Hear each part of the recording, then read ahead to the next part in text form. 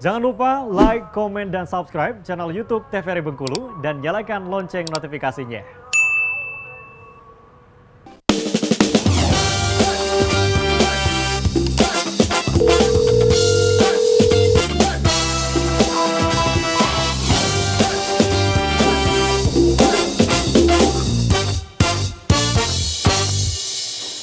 Baik, kembali pemirsa di Dokter Kita TVRI Bengkulu untuk hari ini dan masih bersama saya Khairul Fahmi dan kita masih membahas tentunya untuk tema kita mengenai gastroesophageal reflux disease ya untuk di kesempatan hari ini bersama dengan Dokter Junia dan juga Dokter Wenti. Nah, kembali ke slide-nya Dokter Junia. Tapi sebelum itu mungkin pertanyaannya ada dua nih dokter. Yang pertama mungkin GERD ini sama kayak penyakit mah enggak? Kemudian yang kedua, ada yang bilang bahwa kalau kita kurang makan atau telat makan itu bisa menyebabkan asam lambung kita menjadi meningkat atau naik. Itu benar nggak sih? Gitu. Oke. Kalau untuk GERD itu dia berbeda dengan penyakit lambung lain. Penyakit lambung itu ada banyak. Ada yang namanya ulkus, berarti udah ada perlukaan di mukosa lambungnya, begitu. Kemudian ada yang produksi asam lambungnya berlebih, begitu ya. Ada yang perlukaannya juga bukan di lambung lagi, tapi usus bagian sambungan awal, usus dan lambung. Itu ada. Gejalanya kurang lebih sama. Oke, jadi macam-macam ya. Oke, tapi gejalanya itu hampir sama. Gitu. Gejalanya rasa tidak nyaman di dada. Oke. Nah, nanti tidak nyamannya berbeda lagi tuh banyak penjelasannya. Gitu. Dan yang kedua tadi kalau kita telat makan gitu loh, itu benar nggak sih akan menyebabkan asam lambung meningkat atau naik gitu? Sebenarnya asam lambung itu diproduksi untuk mencerna makanan ya dok ya, begitu. Masalahnya kalau tidak ada asam lambungnya ada, makanan dicernanya tidak ada, jadi dia lebih iritatif terhadap mukosa lambung, begitu. Gitu. Jadi bener nggak sih kalau orang bilang, oh kalau ada penyakit mah harus makan dulu nih gitu, jadi telat makan bisa kena mah juga gitu. Tergantung dulu mahnya yang apa, begitu. Kalau GERD itu memang disarankan makannya itu sedikit tapi sering, gitu. Kalau memang tidak disarankan untuk telat makan atau tidak makan, biasanya GERD-nya akan makin berat. Kalau untuk yang jenis perlukaan, nanti ada yang setelah makan dia nyeri. Oh gitu. Ada juga perlukaan yang sebelum makan dia nyeri, setelah makan dia membaik. Itu ada. Itu nanti makanya saat keluhannya nyeri dada, nggak semata-mata bilangnya mah-mah aja. Gitu. Pertanyaan medisnya akan panjang dan banyak karena kita akan membedakan jenis-jenis tersebut. Oke, baik. Silakan lanjut kembali penjelasan slide-nya dokter. Next. Oke, ini tadi rangkumannya ya. Dari definisi kita udah jelas perasaan tidak nyaman akibat adanya reflux. Oke. Yang paling penting itu basah dietnya nih. Pertama, tujuan dietnya mengurangi faktor yang menyebabkan tekanan yang meningkat di dalam lambung. Gitu. Misal berat badan dikontrol. Satu. Yang kedua, kurangi rokok atau paparan asap rokok. Yang ketiga, jenis makanan dan pola makannya juga diatur. Setelah itu, menghindari hal yang dapat mengurangi tekanan pada bagian bawah esofagus. Mengurangi keasaman material saat reflux atau mencegah iritasi pada esofagus. Jadi orang dengan GERD memang tidak disarankan makan makanan yang bisa mengiritasi sphincter itu, begitu. Contoh yang terlalu pedas, yang terlalu panas, gitu. Apakah tetap boleh makan pedas? Boleh. Cuman kan level pedasnya dikurangi, mungkin terasa aja begitu ya. Mengoptimalkan asupan zat gizi, kemudian memberi makanan dan air secukupnya yang tidak memberatkan kerja lambung. Karena lambung punya kapasitas, kalau terlalu banyak sekali masuk, pasti dia ada tekanan sehingga bisa bikin reflux ke atas ya. Jadi memang tidak disarankan makan yang berlebihan, sedikit-sedikit tapi sering. Itu edukasi yang umum kita dengarkan untuk penyakit GERD ya, sedikit-sedikit tapi sering. Oke, setelah itu sumber makanannya ini nice to know ya. Karena memang sebenarnya sudah makanan sehari-hari kita, karbohidrat, bisa sereal, beras, roti gitu ya. Yang tidak dianjurkan itu yang tinggi gasnya juga tidak dianjurkan, oke? Setelah itu lemak, itu boleh makan yang berlemak ya, tapi ada lemak-lemak yang mungkin tidak kuat untuk lambung, tidak optimal untuk lambung pada kondisi GERD. Ini protein hewani, nabati dan sayur, oke? Nih, Prinsip dietnya makan secara perlahan, dikunyah yang baik, jadi tidak terlalu kasar lagi makanannya, porsinya kecil, frekuensinya yang sering. Oke.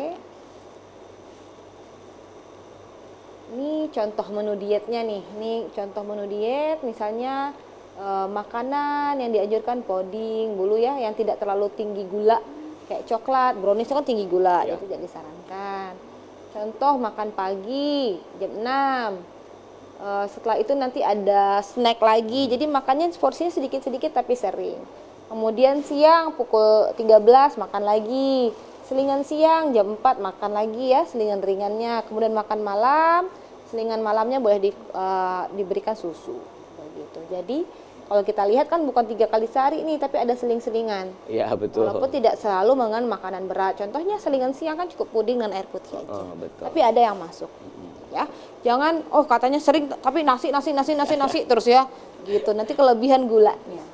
Dan gue jadi malah tambah berat badan ya kan? Iya, harusnya tetap dibalance begitu. Sering tapi porsi sedikit itu bukan berarti harus nasi padang, sering Betul. tapi nasi padang enggak juga. Tapi disesuaikanlah menunya. Oke. Ya.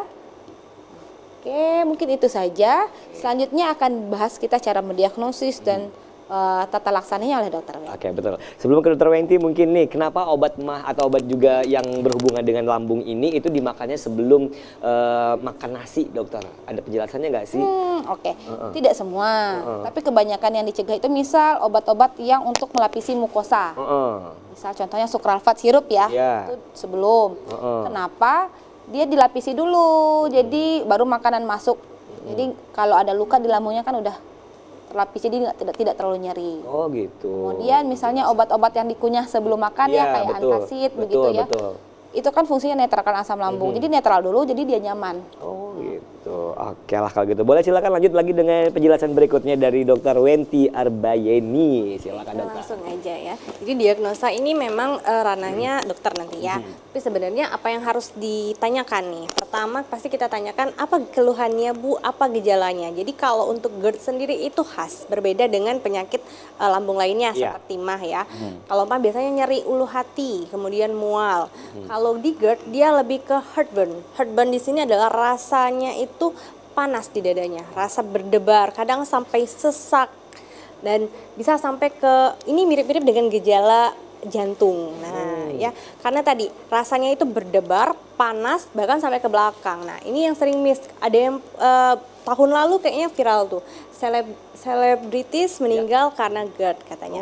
Tapi ternyata setelah dicek dan dicek ternyata bukan GERD tapi jantung. Karena itu mungkin dia memang memiliki GERD, tapi pada saat meninggalnya penyebabnya adalah sakit jantung. Bukan ke GERD-nya. Bukan ke GERD-nya. GERD itu bisa berbahaya nantinya, tapi sejauh ini tidak pernah menyebabkan meninggal. Jadi kondisinya tidak sampai meninggal ya.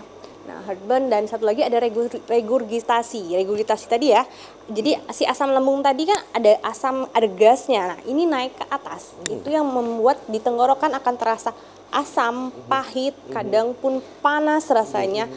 Di mulutnya pun terasa kayak nggak enak, nggak nyaman. Nah, itu tadi regurgitasi. Jadi dua ini khas, tipikalnya khas sekali ya. Jadi kalau sudah ada ini bisa kita tegakkan ke GERD bisa. Nanti selain itu apalagi nih diagnosa bisa menentukan ini GERD loh. Itu ada GERD-Q. GERD-Q ini adalah sebuah kuesioner yang akan kita tanyakan nanti dengan pasien. Jadi GERD-Q ini kuesionernya memang sudah dipatenkan, sudah resmi, pertanyaannya ada 6 poinnya, nanti poinnya akan dilihat skor-skornya ya. Nah, kalau kita lihat ini GERD-Q tadi ya. Oh, ini GERD-Q-nya. Jadi dalam 7 hari terakhir kita akan tanyakan ke pasien. Pertama, seberapa sering mengalami rasa terbakar, heartburn tadi udah berapa sering? Katanya misalnya dalam 7 hari ini iya dok, berarti poinnya 3. Atau misalnya nggak pernah dok, poinnya 0. Kemudian seberapa sering mengalami naiknya asam lambung di tenggorokan, regurgitasi tadi ya.